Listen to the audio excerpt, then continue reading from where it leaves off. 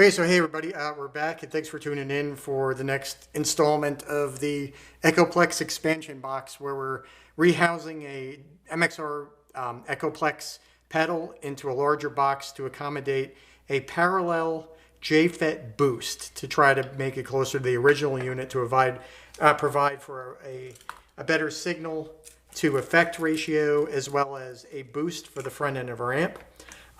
Where we last left off is basically we had installed some of the jacks and the little tag strip, the potentiometer, the power inlets, and at this point, what I like to do when I'm building a project, always that I haven't done before, is to do it a stage at a time and make sure that everything is working as I go along, and that requires a lot of assembly and reassembly, disassembly, reassembly sort of thing. But in the end, if you run into a problem without having gone through that, it's difficult to figure out where the mistake is. Is the unit still functioning? Is there a problem with the power supply? Is it with the signal routing? Is it with, it could be a million things. So testing as you go along is always a good idea. And then it's a go, no go, right, as you move through that. So what I figured the thing to do now would be to basically test the unit to make sure that it is in fact not damaged from removal, and that when we place it in the box and wire it up, and we're going to do that with an input and output and power supply, that it's still functioning and still sounds good, that there aren't any grounding issues or any noise issues or any weirdness. That is not to be to be expected or not expected. I don't anticipate any problems, but it's always good to find out ahead of time where our issues might be. So we're basically going to right now place this unit into this box and hook it all up for in and out, and then test it to make sure it's still working. Now, normally you would have a jack plugged into the unit, right? But that's not what we're doing anymore. We're going to be soldering directly onto the pads on the back. Now, one of the things that you might notice or might have noticed or might be thinking if you've done this sort of thing before is that these are shorting jacks, which means when nothing is connected into them, there's basically two sets of pins on either side, and those become connected. And what the purpose of them is, usually in pedals, is to short the input and output of the pedal when nothing's plugged into it. So if we were just to drop this into the box here and solder onto the tip and the sleeve for our ground and our signal in, it would be grounded out in one function, right? I can sort of show you, I've got my multimeter here. I can set it to continuity. That'll tell us with a beep when we have a connection, and we'll go to the input side, this being the tip, and this being the sleeve. And as you can see, everything is connected to the sleeve. Everything is grounded out, same for both jacks. So what would the solution be? Well, a jack inserted into there would be a good idea, a possible idea, but it's really a waste of a jack. So what I decided to do is I just grabbed a piece of wooden dowel from down in the shop and turned these little bullet things. I just cut the dowel off, chucked it in a drill press, and used a rasp to kind of nose over the front one end and then dig a little sort of notch into the other end to push and pull with. And these will just basically get inserted into the jacks, right, because they're 1/4 inch, and will break the connections with those sort of switches, so to speak. And being that they have the little groove there, you can kind of pull them out again if you need to without much trouble. So I'm going to go ahead and shove these guys in here, right, and get it seated, and that looks pretty good there. And that will once again test to make sure that we won't have a shorted situation between the tip and the sleeve. And that's A-okay. All right, so that's great. Now, the next thing I want to do is obviously verify that the pedal is still functioning before we put it in at all. So I'm going to take my little 9-volt power supply I got here and just plug it in. Right? And it looks like we got ourselves still a functioning pedal. So that's good. So we haven't broken it. Through manhandling it and yanking it in and out 100 times. All right, so then we have to determine our power supply, right? Where's the input for the power supply? It's at this barrel jack right here. And you can use another jack to determine, what's positive and what's negative, which we'll do here. This being case positive, right? So we'll get on the case And so we know that this is positive right here. And then we could go to the tip, right? It should be tip negative. Correct. So the furthest one to the right, or this way, is in fact our negative terminal. So we can remember that. Now in the box itself, I've gone ahead and, well, just parallel or wired in this 18-volt connection that we'll use for an expansion as well as for the circuit. I've also installed the 9-volt with a leaded it out, the input jack with the ground and the hot, and the output jack with the hot. So these are all the connections we're going to need just to place the pedal in this box, button it up, and make sure everything works. So I'm going to go ahead now and just drop this guy back in, right? Put her in back in there. I'm going to use our hardware again to put everything in place and hold it in place. Now you don't have to snug everything down with the wrench or whatever. You can just kind of, you know, get everything there just so that it's making contact, that there is, you know, not too much play, that you can work in there, and nothing's going to move around and slip and things aren't going to fall out and all that kind of good stuff. So I'm just going to reinstall the screws here. Now I know that seems like a lot of work, you know, just to, it's a lot easier to just go, you know, and just run like hell through the whole project and put it all together, design it on paper, build it up, and then plug it in and then be pissed off when it doesn't work. Or be happy that it did. In the long run, doing this kind of a procedure where you're testing as you're going will save you time. A lot of projects, you're wasting time doing it because, in fact, what you were doing was right. But it's always good to know as you go along.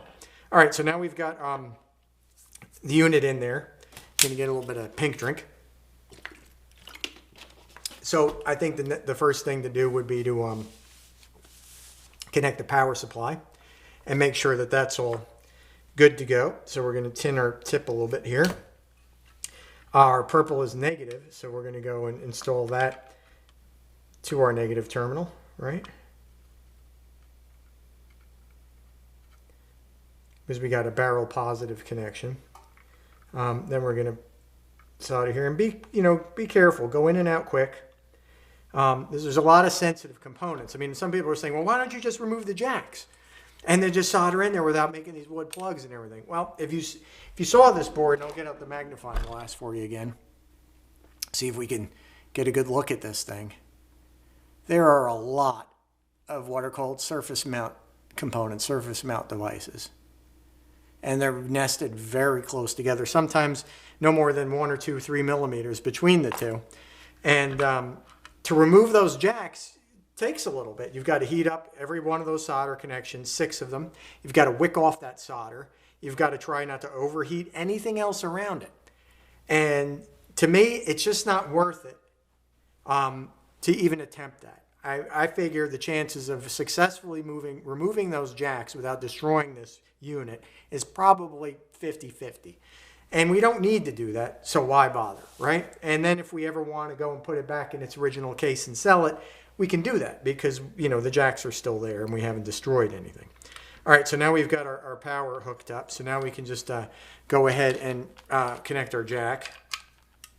And we still have a working unit, right? So we're good to go there. Nice.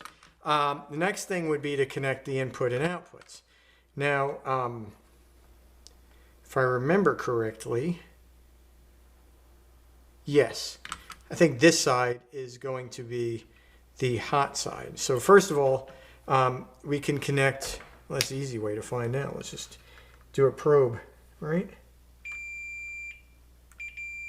Okay, so that's our sleeve connection, so we can make our negative connection there. So let me tin our negative lead,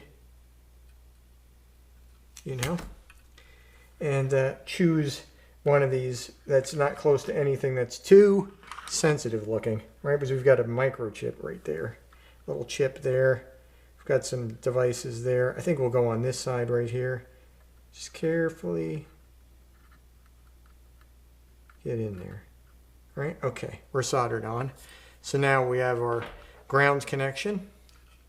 Now this side's the input. So we can once again check. Okay.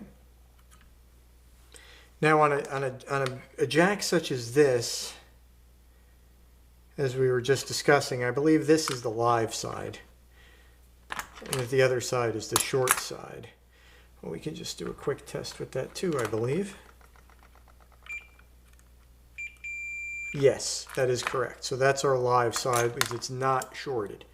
And that's our input. So that's the purple wire in my case. Don't want to connect the output to the input and the input to the output. Not that it would be a disaster. It would just be confusing for right now. Once again, choose a place to get in there where you're not going to damage anything. Okay, we're in. And I may not attempt to heat these again. I may leave these wires on there and then just clip them off, unsolder them from the other side, and then move them where I need to be in terms of the finished circuit, being that, you know, I want to stay away from heating this board as much as possible. As much as possible. Okay, so in this case, we have, obviously they're opposite, so they should be reversed. So we'll just double check. This is a stereo. Yep, okay. So that's the case. So we'll go ahead and solder to that particular pad right there. Same one, just sort of, you know, different orientation, right? Upside down versus right side up, which is fun for dyslexic people like me to have to deal with. Okay, so that's in. All right, so now basically we should have a functioning pedal right now. It should have our input and output working, but we're going to go ahead and test that. So I'm going to run real quick and grab my little Supro and a guitar, and we're going to check it out and make sure it works. So hang on. All right, so we ran up into the submarine studio and we grabbed the Supro, warmed it up. We got the Supro on this one, right? And this is the guitar cable. So we'll go ahead and plug in. Okay, and then we'll plug in our power supply. Looks like we got ourselves our power on.